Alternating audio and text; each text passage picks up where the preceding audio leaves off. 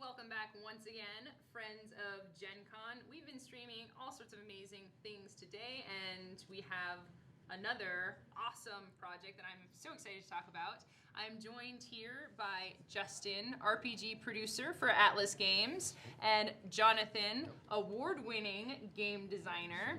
And we're going to talk about some of the Atlas Games stuff and also Over the Edge, this RPG game that we have here. So, Justin, how about you tell me a little bit about Atlas Games? Some of our fans might be well aware of your company, some not so much, so give me the high level. Absolutely. So Atlas Games has been doing this for a long time. Yeah. They've been around since the 80s. They started out as a role-playing game company up in Minneapolis, Minnesota. Actually in Northfield, Minnesota. A little small town south of Minneapolis. Yeah. They eventually moved to the big town. Yeah. So very long winters, right? Yes, very long winters, and very little to do other than to roll dice and play role-playing games. Yeah. Which is what John Nephew, who founded the company, was doing. And so he published a number of independently licensed supplements for games like Ars Magica and the like. Okay. And then one day he came along and said he came across Jonathan's lovely game Over the Edge.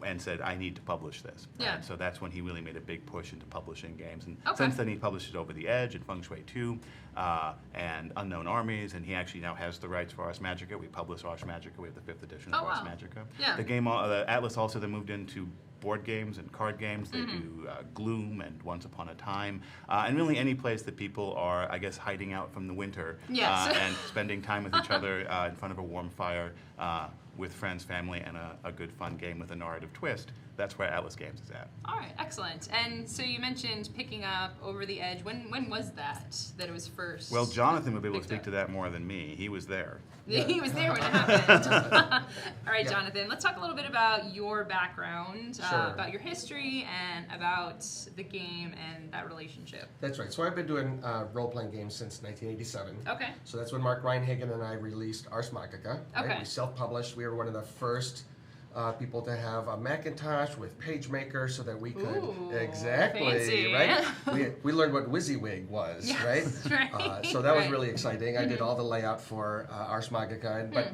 back in the day, we literally would cut out the art and tape it in Okay. to the pieces of paper. Like we could print the text out, but we didn't have any way of putting the art in other than manually. So it was sort of a hybrid project at that point. Yeah, it reminds me of the old print typesetting Yes. for the old printers, right? Yeah, that's right. We just barely missed that, Yeah. right? And we were able Yeah. to at least New technology. New Yeah. technology that was pretty exciting. Yeah, we had a Macintosh SE with a 20 meg hard drive Oof. that I paid $3,400 for. Ooh, yeah. Totally worth. I mean, then it's $1987. Right, yeah. Right. Ooh. Yeah, but totally worth it Yeah. because that's what let us do desktop publishing and create these professional-looking games, kind of out of our little basement apartment. Yeah, and that's really impressive. I mean, nowadays people are so used to self-publishing and Kickstarter and print on demand, but back then That's it was right. a different world. That's exactly right. Yeah. So we did Ars Magica. That's a game about wizards in the Middle Ages, and Okay.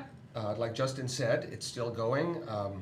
Now Atlas has it, Okay. and it was successful enough to sort of launch my career and launch Mark Reinhagen's career. He went on to do Vampire, and what I did when we split up, and we don't need to talk about exactly what happened. Yeah. But what I wanted to do was create an unpublishable game. So I'd been working for years on games for publication, Yeah. which had to, you have to have all your I's dotted and your T's crossed, and you have to create something that's for an audience, and you Yeah, a want product. a product, Yeah. right? For someone who isn't necessarily you. Yeah. And I thought, well, now that I'm not in the game industry anymore, I can take everything I know about creating role-playing games and I can do something just for my friends and me. Okay. Yeah. Something that would be too weird and too free-form to ever be publishable. And so that's where this campaign started. It was just a homebrew campaign for my friends and me. Yeah. So I'd actually been inspired by Robin Laws to look into the works of William S. Burroughs, and that's sort of the thing that made it click and helped me get this weird game off the ground.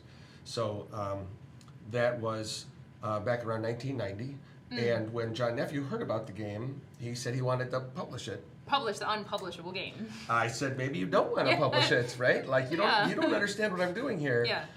But he kind of has an artistic spirit. He really wanted to do sort of the game that nobody else would do. And so that's how we ended up with a game that if I had been doing it for a publication, I would never have done it this way. So do you want to speak just briefly Yeah. about, like, when you say unpublishable, like what Sure. about it is it that makes it different or weird or artistic? Yeah, exactly. So first of all, the setting is this weird fictional island, a la Marja, where like all the conspiracies you can think of are true, but weirder. And so people wear nooses instead of neckties. There's a district in the city that's patrolled not by the police, but people with baboons on leashes. Okay. Yeah. Kind of weird. Yeah. And you know, there's space aliens and psychic powers and mutants and you know so the whole idea was I wanted to be able to say to somebody, hey, come join my game, make up whatever kind of character you want. Yeah. And then you don't need to know about the setting Yeah. because you're going to take an airplane and land there, and if you don't know anything about it, that's fine. You'll Yeah. learn about it as you walk around, right? And you don't need to know about the background because the background is the modern day. It's the Yeah. real world. So that means you can bring in all the stuff that you find interesting about the real world, whether it's politics or religion or history or, you know, cryptids or whatever it is that you're interested in, and you can make that part of your character or part of your character's background. And that worked really well. Like even today, you know, I show people the list. Like these are the sorts of traits that other people have made up, and you can pick from these lists if you want, but you can also just make up the stuff that you want. Yeah. Right? So one of the guys in my last game, he decided that his main trait was he was a post-mortem lawyer. So he was the one who would argue on behalf of dead clients and try to keep them out of the worst hells. Oh. Right? Yeah, Exactly. nice. And try to get them into maybe the not so bad hells, or maybe, you know, maybe limbo, right? If you get the right judge on the right day. Yeah, yeah. Right? Well, I had never seen that in a game before, Yeah. right? And all the time I've been playing this, but people keep coming up with these really new, Yeah. these new ideas for their characters, and that was the idea. I wanted people to be able to just let their imaginations go and do fun and interesting stuff. Can I pitch one?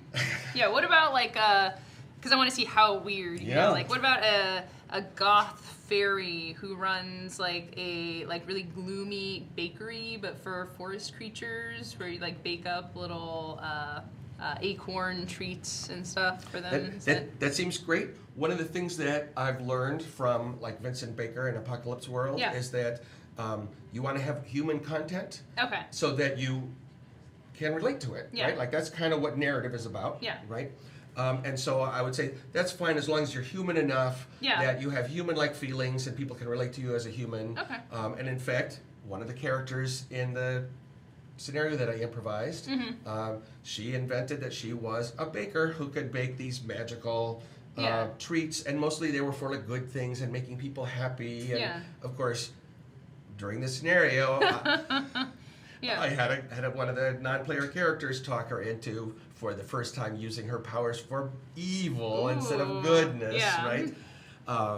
And again, that's what's interesting about using the modern day is that people can bring in whatever they want, whether it's goss or bakery or whatever, and the challenges and the moral quandaries that people get put in, everyone can relate to. Yes, yeah. I have to say right off the bat is I think a lot of games, when you're approaching them or when someone's pitching, like, oh, we could play this game, it's very mechanical. Yeah. You know, you're talking about what you'll be doing That's in right. the game. But you just painted a story. Like, That's you told right. me a story with a post-mortem lawyer and the different Yes. levels of hell. Like, I want to hear that story. I want to watch that TV show. Exactly. Right? That's right. Yeah. Well, and the best part is when you take the goth baker fairy and the postmortem lawyer and Yeah. you put them into the same group, and then you see what happens when they start working That's right. together. Yeah, and they have kind of a built-in backstory, because I That's right. imagine you have your characters then, and then create a situation where they're together or a That's right. party.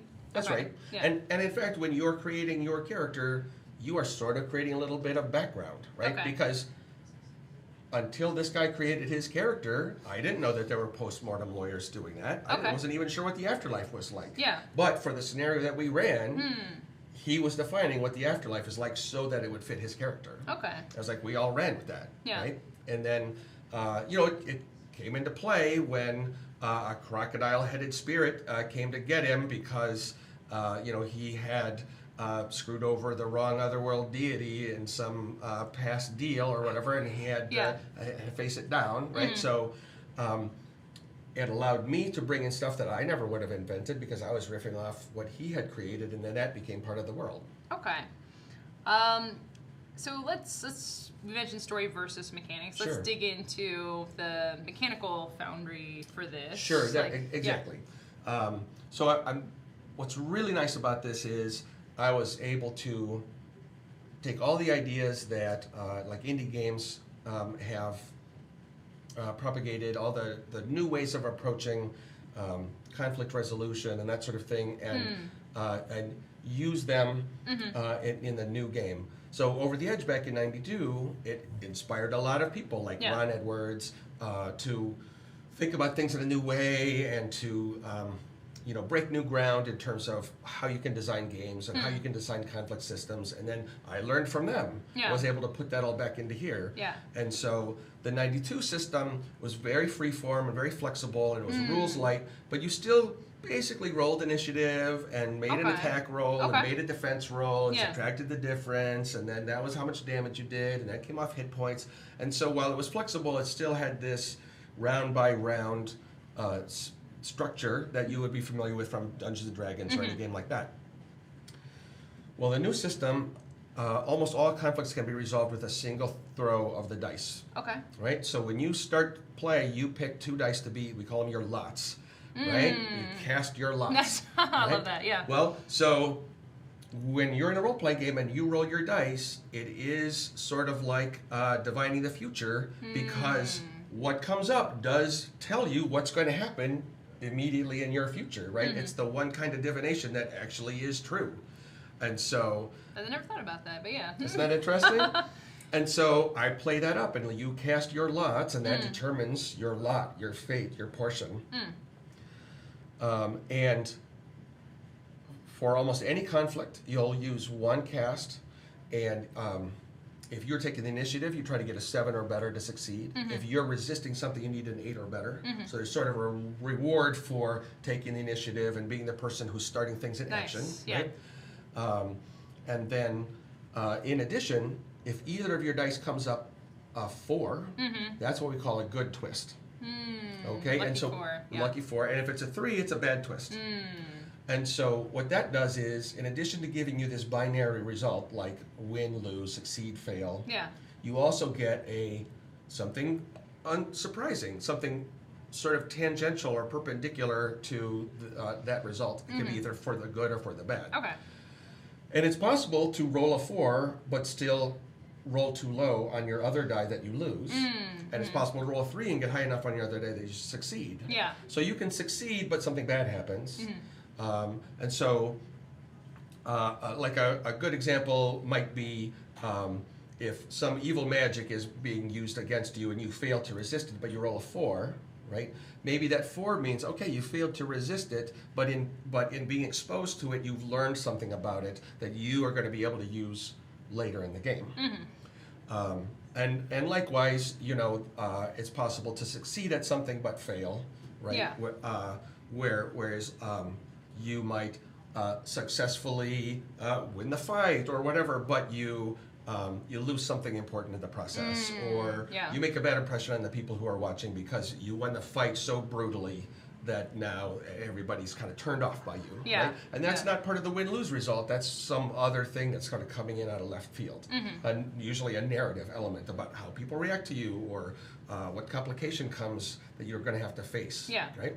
My favorite are twist ties, where the dice have both a 4 and a 3 on them, and both sorts of twists happen. Yeah, that's right. Good and bad. That's right.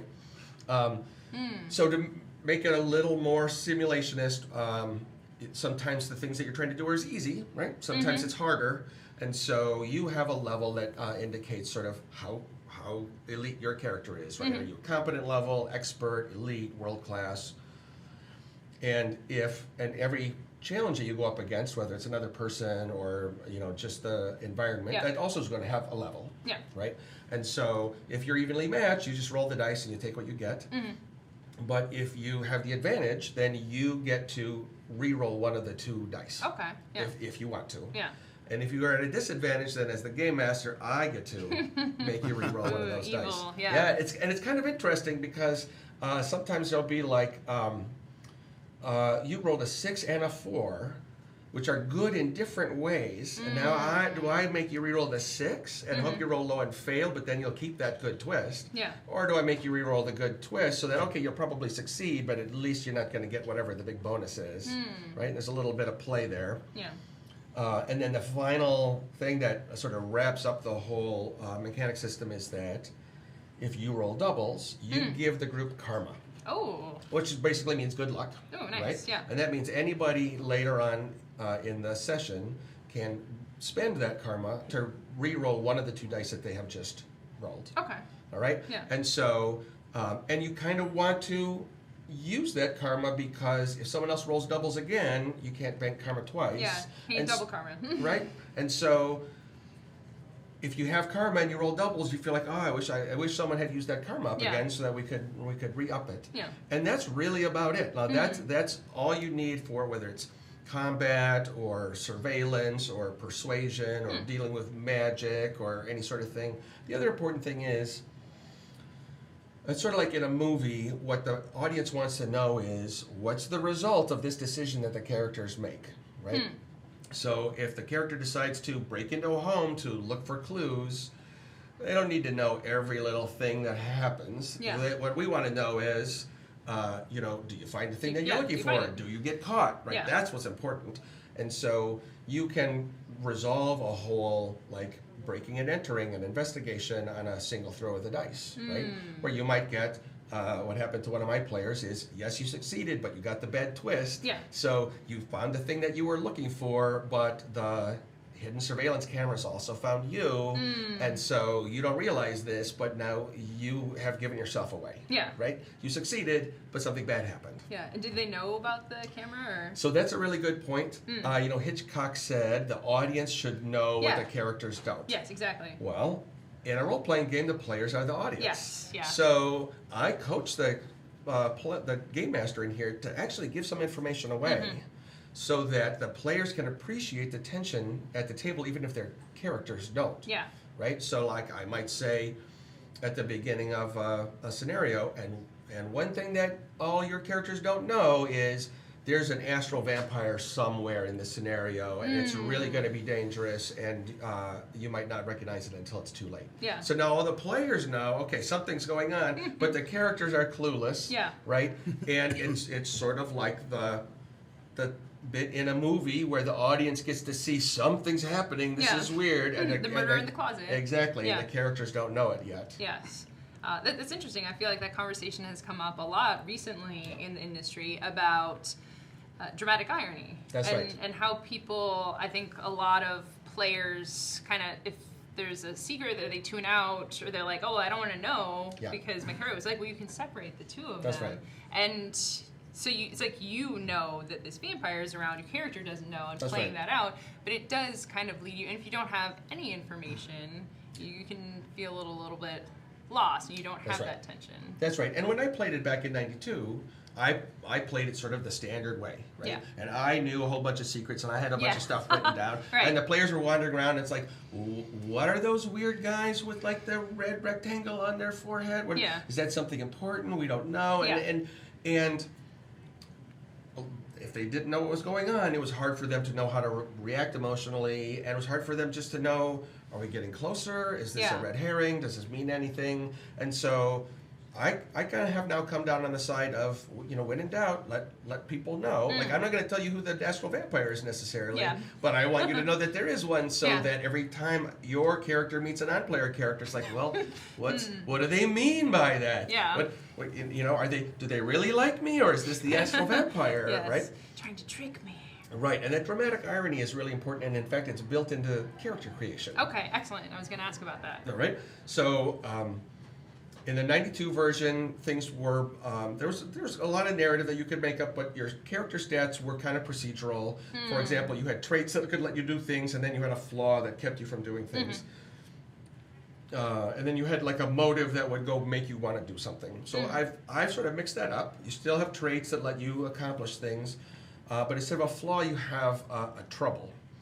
And that is, what is the fun kind of trouble that you as a player and everyone else at the table want to see your character get into? Oh, yeah. Right? So are you the one you are too curious for your own good? So, so when your character wanders off following something that's sort of interesting but dangerous, the other players don't say, don't do that, that's stupid. They're like, oh, there she goes again. Yeah. We know that this is her trouble. This is the kind of trouble that she gets into. And then your question mark is an even more subtle element.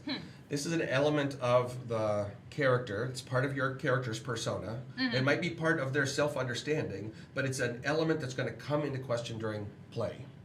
So traditionally, if you have a character that has the trait honorable, right, it means that you sort of are expected to play your character honorably at every turn. Yeah. And if you do something dishonorable, then you're playing out a character, and maybe you're cheating, and maybe you're, making people not believe in your character anymore. Yeah. Right? Well, people, especially in fiction, they are more interesting than that. Exactly. So if you have your question mark as honorable, it's honorable? Question mark? Question mark? Inflection?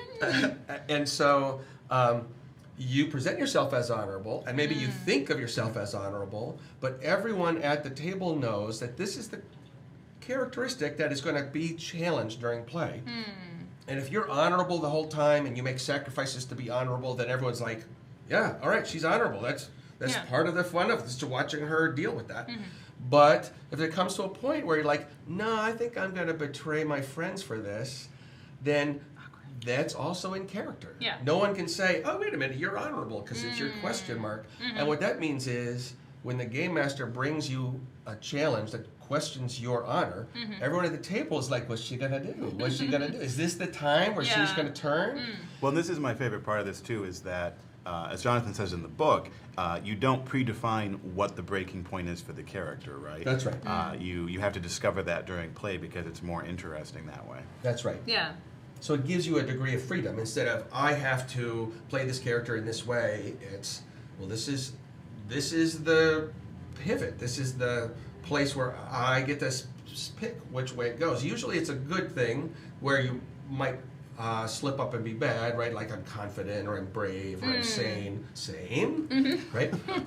But I kind of like the negative ones too, right? Like the mysterious coffin dealer that somebody created, right? And she knows there's something else in those coffins that she's trading around, but she doesn't want to think about it because she's hard-hearted, right? It's all business. Hard-hearted. And so everybody knows, okay, you're going to play your character hard-hearted, but at some point, something's going to touch you, right? Yeah. Something's going to, and then that is sweet when it's like the tough guy is like, oh, but we have to help the kitty, Yeah. right? Obviously. Or whatever it is, Yeah. right? And then again, the players are looking at this player like, when are they going to break? When are they going to show their human side? And they're waiting for that to happen. And that's sort of the dramatic irony is that the character thinks they're hard-hearted. Yeah. The character is not doesn't think, well, I wonder if today's the day that I turn Right. soft, Yeah. right? But the player is. And it's that distance that lets you sort of really get your characters into weird situations Yeah. that drive home their internal conflicts, or like where they're going to go in the future. Yeah.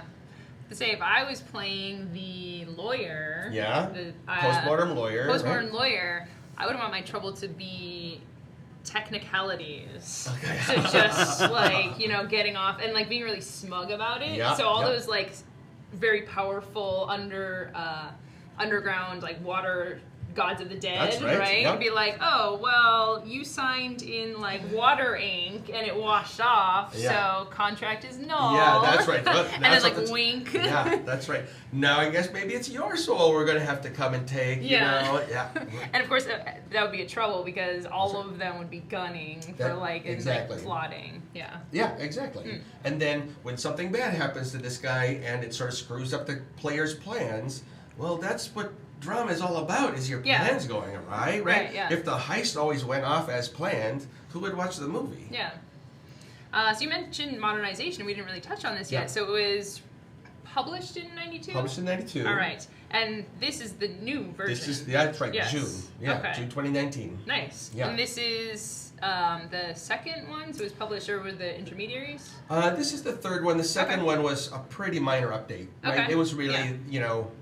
the first edition with more stuff. Okay. So this is really the first time that I've come back to it and redone it. And in fact, the person who helped me with this, Chris Lights, he came to me years ago and said, hey, if you ever want to do another edition of Over the Edge, I'm a big fan and I would love to work on it, and I've been doing game design work and I think it would be great. Yeah. And my response to him was, sort of like my response to John Nephew when he wanted to publish it, Yeah. my response was, I'm never going to do another edition of that game. Yeah. There's no way I'm going to do another edition of that game. Yeah. Because the original game, I created it with the idea I was never going to publish it. Right, Well, I can't yeah. do that again. Yeah. I can't fool myself into thinking that I'm not going to publish it. Right, So right. how do you revise the unpublishable game, right?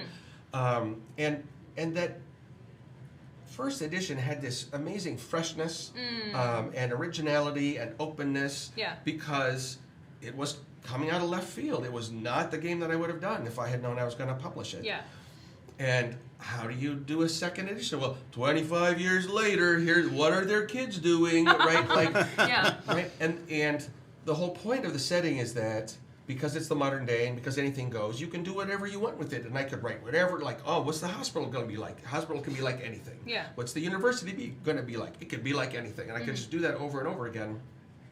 Well, if you're doing 25 years later and you're trying to be true to all this canon and whatever, not to mention the supplements that have been published or whatever, Oh, it's yeah, like, right.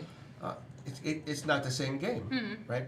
So I guess he put that idea in my head, and eventually I thought of it as my idea, and then I liked it.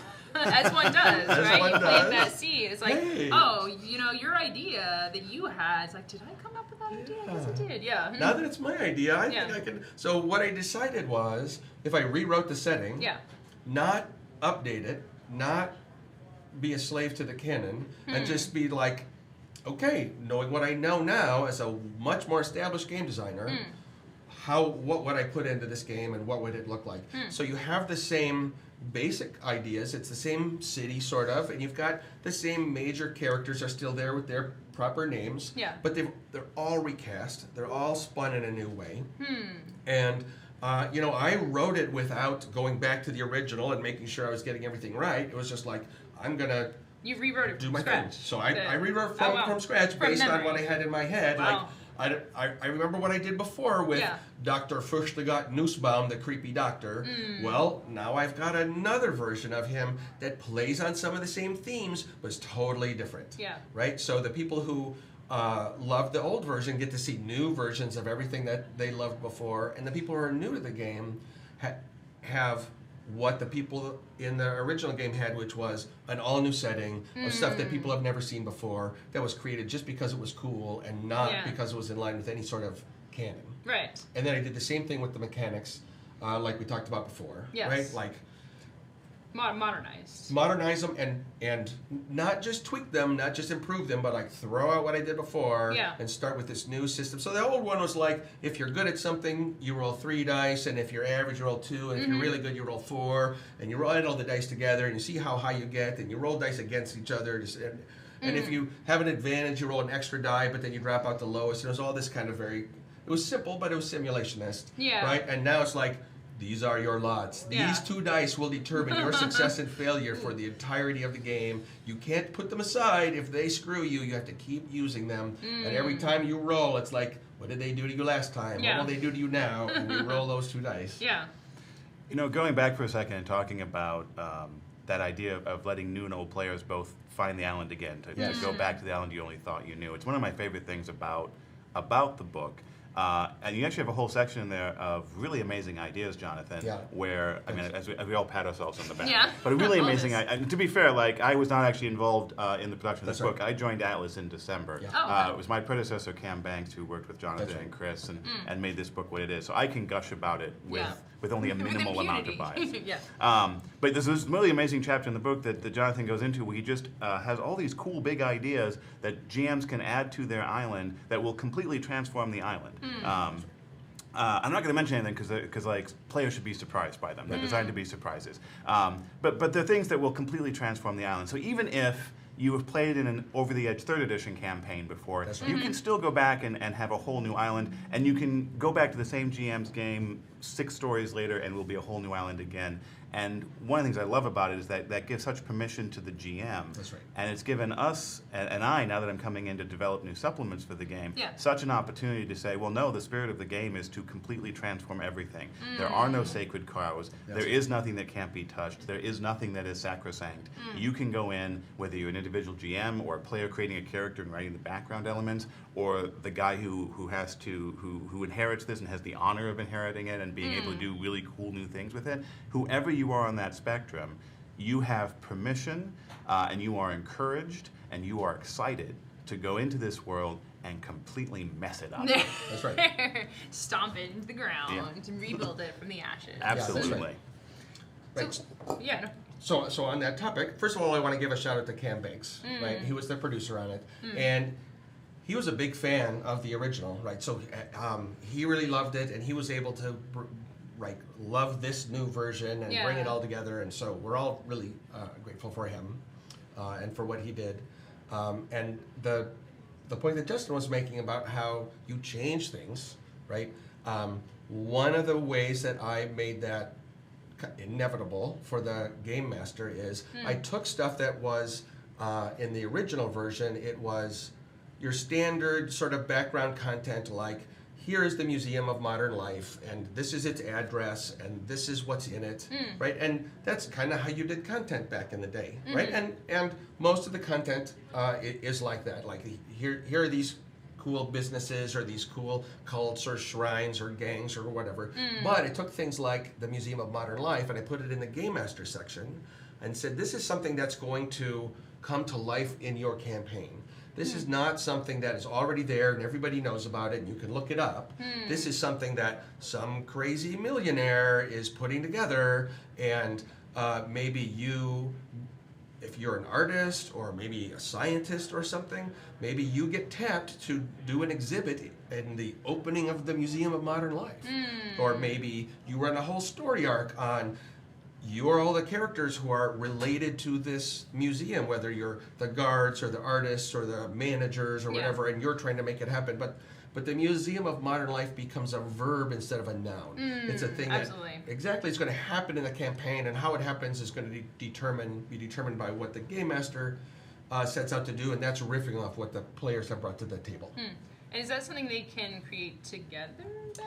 Yeah. So, for example, you can eat just like I said, how the postmortem lawyer sort of brings something to the background just by virtue of what he does. Absolutely. Right? So if we're going to do a story arc that's about the Museum of Modern Life, then you can come up with character concepts that sort of inform that, right? Like, these people think I'm just one of the security guards, but really I'm the second cousin of the business partner that the patron screwed over 10 years ago, and I've got sort of my own reasons for being here. And now suddenly, there was a business partner that this guy screwed over 10 years ago that's not in the book, but it's now part of the story, right? And so then just by creating your characters, you would give some sort of shape or some sort of tenor to the museum. So let's go back in time a little bit. So launched in 92, and the environment was very different back then. That's right. So what was the reaction to this unpublishable, published game? A lot of people who went on to do really interesting things were really jazzed by it. I think it was it wasn't a big hit in terms of numbers. It was worth doing a second edition for, so it was at least that successful, and there was a long line of products. And there was a fanzine for it, so it had that kind of support. But Atlas Games, it was their first role-playing game, and they were not well established yet. And it's a pretty odd game, not like the other games that are out there, right? It didn't have classes and levels and magic items and all the kind of stuff that people sort of expected. But one of my friends says it's sort of like the Velvet Underground in that not a whole lot of people bought it, but many of the people that bought it went on to design their own role-playing games. Yeah. Oh. Because since the whole idea is, hey, I'm going to get you to use your creativity to do this in your own way, then, well, once you have done that, you see how much power you have and how much you can alter what you do at that table. And so, yeah, it had a big influence on people like Ron Edwards, and he went on to form The Forge, and he did a slew of indie role-playing games that I learned from, like Sorcerer. It's a big influence on Vincent Baker, and then, right, Jason Morningstar, Yeah, right, did absolutely. Fiasco. It's a big influence on me now, and Vincent Baker's work was a big influence. So Yeah. in Apocalypse World, you roll 2 dice whenever you do something. Right. It is sort of like in a fight, for example, it is both your attack roll and the enemy's attack roll. Yeah. And so twice as much meaning or value is being placed on that die roll. And when I first did that, it's like, these dice throws are more exciting than rolling a d20 in Dungeons and Dragons because there's more writing on it. Yeah. And so what I thought was, what's the most I can get to write on a single throw of the dice, right? Like, Yeah. can I make that even more powerful? And what I like about this, the way that the mechanics work is, when someone goes to throw their dice, everybody stops and watches because that throw matters. And if they fail, then the thing that they're trying to do, they fail at. It's not just, well, I missed, but next round I'll get another chance, Yeah. and we're going to throw dice until we have killed these monsters. And really the only question is, how long does it take, and how many of our one-time abilities do we have to use up to defeat the monsters? Yeah. This is like, oh no, you lost. You failed to win over the heart of the woman that you were after, and you did this whole big thing, but you rolled a 6 and you needed a 7, and now we're all sad for you, but she's gone off to join a cult where sex is not allowed, and Yeah, you're that out of it. changes the course of the whole story. Change the course of the whole story with that one throw of the dice. Yeah. So it matters. Yeah, that's important. It's very. There's the game aspect, the That's right. simulation aspect, as you had said. I think that's very fun. A lot of people really enjoy that. That's right. But if you are looking for a narrative experience, that can get in the way of it. You know, for Yeah. something like, I'm trying to tell this story, Right. and not that I necessarily, you know, I want to tell the story of me trying to woo this person, Right. and not that I think that I have to be successful every time, That's but I right. want my actions to have meaning. My That's choices right. have meaning. My actions have consequences. Yes. Yes. Well, and I think like the part of that drama is the questions you're asking and the questions that you're interested. You're interested in the question of whether I can woo this woman, and sometimes the mechanics get in the way. And one of the cool things about Over the Edge right now is that because you have this simple core lock casting that determines any fate at a very broad level, the mechanics never get in the way of the question you're asking, because the question you're asking is always what the mechanics are answering, because they are a perfect divination ritual. Yeah. Right. All right. Let's go into the future now, or into the recent past. Yeah. So the impressions now, and also the impressions for people who might have been fans, and it did change a lot, Yeah. or for new people coming into it, Yeah. how that's like similar or different to what it was like in '92. Yeah. So I've got a lot of good feedback here at Gen Con from, okay. right? People Yeah. have come up and, hey, I've been a fan since whenever. This is really great. They really like the new system, because if you liked the old system, it meant you liked simple, straightforward, free-form rules. And this is simpler, more straightforward, Yeah. more free-form. And so it just gives you what you want better. And, you know, I'm a better writer than I was then. I got, you know, right? One hopes that one improves over time. Right? So, like, I look back at the 92 version, and it's like, oh, this young fella has promise. I can, you know. How did that feel? There's some good stuff in here. I can see where this guy's trying to do, and I don't know why that paragraph is in the. You know, I would cut that paragraph. There's nothing interesting in there. Yeah. Right. So one of my rules was the second paragraph of content that you write on a topic may not be derivative of the first. Right. If I write that first thing about, like, this is a creepy hotel haunted by ghosts, and, you know, there's some creepy old woman that runs the whole thing by herself, but of course is not by herself because she has all these ghosts sort of helping her in the background. Of course. If that's the first paragraph, I don't have a second paragraph just talking about the ghosts and who they are and how people are afraid of the place because it's creepy. Because anybody could make that up based on the first paragraph. Any game master could take that first paragraph and figure out the derivative stuff. Yeah. So the second paragraph has to add something that you can't just derive from the first. Okay. And usually that's sort of a surprise, right? Which is what she doesn't know, is that one of these conspiracies is onto what she's doing and has wired all the halls or the walls and the floors or whatever with these ether net cables or whatever that are right ether Yeah. right that are slowly draining the power from the ghosts in order to power some of their own rituals. So it's got to add something new, right? Yeah.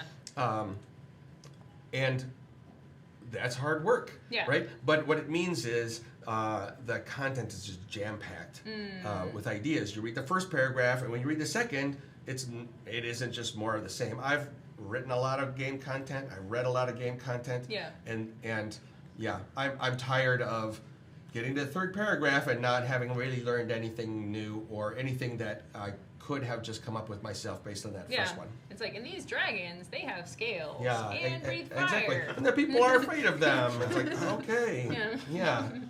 Yeah, this is not a small book. It's also So not a this, small like, book. Packed with content. Yeah, that's right. On each page, and a lot of pages in Yeah, there. that's right. So you mentioned briefly the GM experience. Yes, that's If you right. want to talk a little bit more about what it is like for someone to Sure. master this game. Yeah, that's right. So one of the first things that I learned is the action goes fast. So with the old system, I could make up just a little bit of stuff ahead of time, and the dice throwing mechanics would take enough time that, okay, this would be like 3.5 hours worth of content. But now the dice throw mechanics are so fast, right? It's like we get 2 hours in, and it's like, oh, we have completed a 3.5 hour adventure in 2 hours. Yeah. Which on the one hand is good, but on the other hand, we've got another hour and a half. So I've had to do a little more work when I do adventures or prepare plots and scenarios because the characters are going to go further, right? Yeah. But then the other thing that I do is I give a lot of coaching to the game master on how to play. There's a lot of the material in here is for the game master, Okay. right? Conceptually what to do, here's some content that you can use, there's rules of what to do and what not to do. Like for example, I say that for every character that you have at the table, you should invent some other character that is going to be relevant to them. Okay. Yeah. And it might be a character that the other character is going to immediately recognize, like they're here at the island for their long-lost brother, so you got to make up the long-lost brother. Or like in the case of the guy who wanted to woo the woman and failed, right? I put that woman in as like a fan of his self-help books that he was going to meet, right? Yeah. And then what was that how was that gonna work, right? Not well, apparently. Could have worked well, could have worked poorly. Yeah. As the game master, I don't know ahead of time. Yeah. Right? And so I get to find out. So like I put in, this person is going to be a rival. This person is going to be a potential friend, but you never know. This person is going to be an enemy, but could also has another enemy in common. So maybe it'll be enemy of my enemy. And then those characters are designed to bring out whatever the players have already brought to the table. I sort of stole that from Luke Crane in Burning Wheel. And when I read it in Burning Wheel, like he said, if you've got a character who always follows what fire priestesses do, then you should come up with a fire priestess to put them on the spot. And when I read that, it's like, that sounds like cheating. Right? Like, you're using that guy's flaw against them. That's not fair. And, well, now it's my idea, and I think it's great that I wrote it in here. It's like, hey, you know what you should do? You should whatever. And boy, no, he was right. Yeah. And so a lot of it, what's fun about running this is you have some kind of idea maybe of what you're going to do. Like, we're going to do a story arc about the rise and fall of the Museum of Modern Life, and these are the sorts of things that are going to happen, and this is the sort of ending that it could come to one way or another. But then the players are going to bring their own creativity, and then the game master is going to react to that with stuff they never would have come up with. Yeah. And so you end up with things that you never would have imagined on your own. So would you say that tends to be more improv-y, that the game masters have to think on their feet a little bit more? A lot of it that sure helps, right? Yeah. Like the characters can go anywhere on this island, right? Like it's not a dungeon where you know which Yeah, rooms yeah. they're going to go into next. They can get on the metro and go wherever they want, right? So you do have to improv stuff, but I coach you to invent stuff ahead of time so Yeah. that, right? Like I had these list of characters that somewhere along the way, these are the characters that are going to come in, so that when I do an improv, my improv is pulling something that I have prepared and throwing it into the scene in a way that maybe I hadn't thought of before. And so you do enough preparation ahead of time that when you go to improv, you've got stuff to pull on. Yeah. I actually had an acting teacher who once said that 90% of improvisation is preparation. Oh, yeah. And that transformed me as a game master. Is that that makes sense. That Yeah, it so much becomes easier because you have the tools ready to go. Yeah, especially as an improver, you're doing all the games, you're doing all the practice, so then when it comes down to it, it's just completely natural. Right, that you've got all this this toolkit that you have practiced and developed that you can pull on. Yeah. So would you say this is more for an experienced game master, experienced players, or do you provide some help, like if you're completely new, if this is the first role-playing game you ever pick up, like for storytelling, for Yeah. improving, for diving into it? Yeah. Okay, so I think it's like a lot of performance art, is that the more you bring to it, the more you're going to get out of it. Yeah. Right? And so I think experienced players and game masters are going to really be able to go wild with it. But I've done a lot of work over the years for beginners, beginner role-playing kits. Oh, excellent. Right? Yeah. And that's been in my own work, or for Dungeons and Dragons and Pokemon and Magic I did beginner sets for. And so there's a lot of material in there about how to be a game master, how to use this material. And for the player, it's transparent enough that you hardly need to know anything, right? that's Like you don't need to excellent. know the system, you don't need to know the setting. Yeah. If you have role played a little but not a lot, you might have some limited ideas of what you're going to do, right? There's a lot of role playing out there that is, how do you minimize the damage you take and maximize the gold pieces that you find? And that's not what this game about, Yeah. right? This is about what kind of trouble are you going to get into Yeah. now, and what are you going to do when things turn crazy, right? And so a game master might be able to sort of help somebody get into the spirit of the game, but there's lots of examples for how to create a character, and I go through a long character generation example in here that's based on the player characters that we made in one of the story arcs in my own campaign. And so I was able to say, well, they came up with these ideas. We thought this idea might not work so well, so we talked about how to change it. And then during play, it turned out this is how it turned out, and this is how it developed, and then we really liked this. And so it shows that you approach all this stuff sort of intentionally. You like, why are you giving this character this trait, right? And so, like a lot of people, when they think about what their character's trouble will be, they'll be something like, I get angry when my honor is questioned. Okay, everyone gets angry when their honor is questioned. And what kind of fun is that? You're going to get in fights. Like, that's not... I'm too curious for my own good. Like, that's going to lead you all sorts of weird places, right? Like, or... I can't say no to a dare, right? Or, I like that one. There's a great one which is like, I take it to 11, right? So you're at a party where weird things are happening. It's like, okay, now super weird things are going to start happening, right? So I think it's really great for beginning players, and I think even beginning game masters are going to find lots of help to get them to bring out what's really cool about the game. Yeah, I love that, the examples, because I think I'm fairly new to role-playing games, only been doing it for a couple of years. And like when I started, I was with a very experienced group, and we're doing the things, and I was very quiet. It was also digital, so it's a little tougher for your first experience. That's right. And the situation would happen, and I'd be like, well, I feel like I don't know what to do. Well, they're like, well, do whatever. Just like, what would your character do? I'm like, but how do I do what my character would do? Or like, you're creating a trouble, It's like, that's right. Yeah. So you've agreed ahead of time what are the kinds of things that you're going to have your character do. Yeah. You've thought about it ahead of time. That's part of your character. Yeah. Yeah. Maybe we can look through the book real quick. Oh yeah, absolutely. Right. So there's a beautiful map of the yeah. city and all these little. It's divided into districts that are all really different from each other. So the super rich district and the weird university district and sort of the artsy district. And so you can go wherever you want in the game, and that sort of changes what your experience is going to be. There's a little bit that the character creation is relatively slim because there's not a lot of stuff, but lots of examples. So Nice. I'm a big believer in examples, and there's examples for everything. You can use those as lists. We have people like Chris and Cam would sort of throw in their own 2 cents, like, hey, I think this is the way to do it.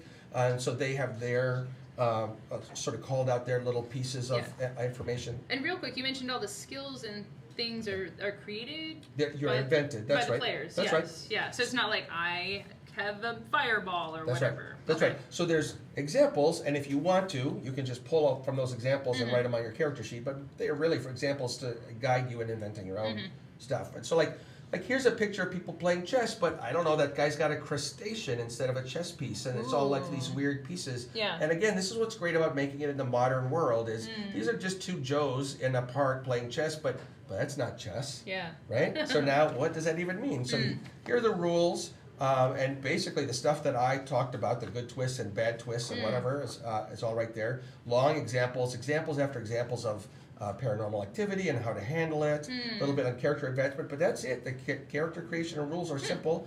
Here's sort of the basics on, they call it the Ultimate Democratic Republic of Alamarja, because the more good words you have in front of something, the worse your country is. Yeah. Right? And so this is sort of an overview, and it's maybe stuff that players would know, and it gives you sort of a top-down view on what things are. And the favorite sport there is fighting, right? Fighting. And if they try Yeah. to do some other kind of sport, it usually ends up as fighting. Right? And so they just, we'll just cut to the chase and we'll just fight. Yeah. Weird drugs, that's always been part of the setting, and all sorts of things that you can try. And then this is specifically about the city, so it goes into you got all these different districts, so you can control what kind of experience you have by, we're just going to do this in the science district, we're going to do this in the district of gold, or whatever. And so this is where you're getting into the sort of the public content. This is the kind of stuff that you would experience if you went to the Temple of the Divine Experience or Ahmed's Quick Clinic, right?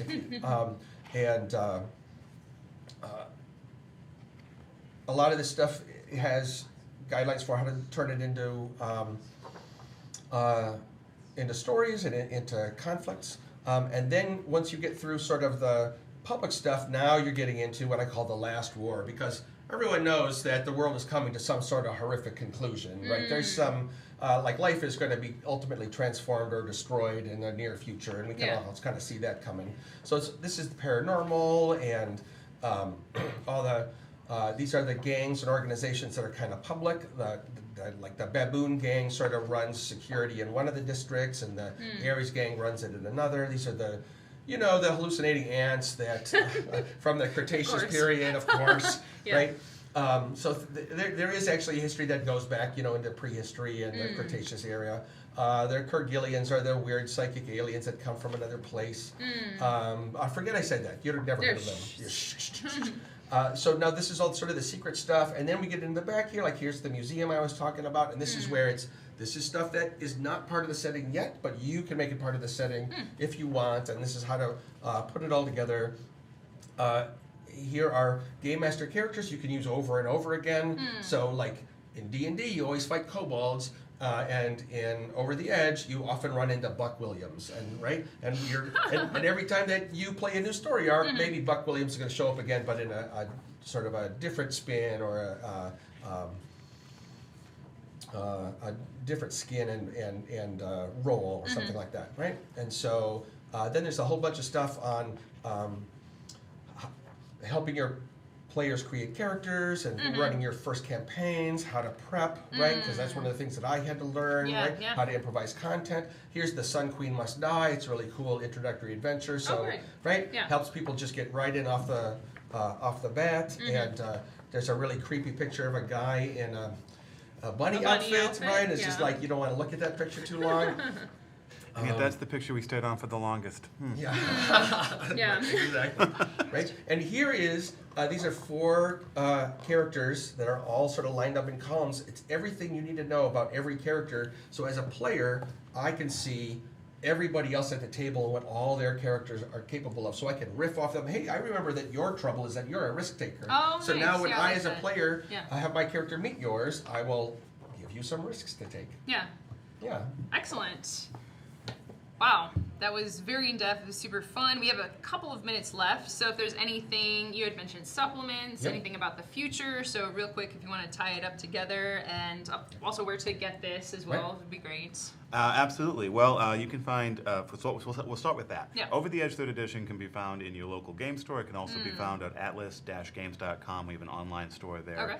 But we really do encourage people to go to the local game store and support the local game stores. We do want to support this and give GMs all kind of really awesome new tools to work with. So we have our first supplement in that line is coming out this fall. It's called Welcome to the Island. It's going to be a collection of 5 adventure scenarios written by multiple award-winning authors. And like I was mentioning earlier, like how Jonathan gives permission for everyone to transform the island. The cool thing about writing scenarios for Over the Edge is that they can take big risks, and the consequences, whether they succeed or fail, will mean that the world is completely changed in these scenarios. Another one of my favorites from there is we're doing a scenario called At the Terminal. As Jonathan mentioned, a lot of characters, when they show up, they just fly into the island, and they and the players are experiencing it for the first time.